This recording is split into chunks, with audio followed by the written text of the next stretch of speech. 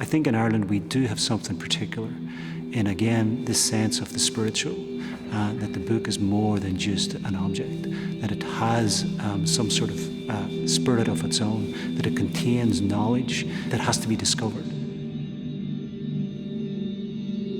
The easiest way of describing the great book is to say that it's a modern manuscript. And it is made in vellum, it is bound in board, and it is illuminated by the great artists of the late 20th century.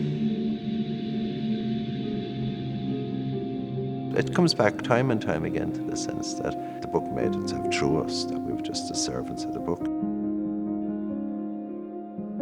If you imagine 140 poets, 120 artists, 9 composers, a box maker, a silversmith. If you think of the combination of thoughts and imaginings of each and every one of those.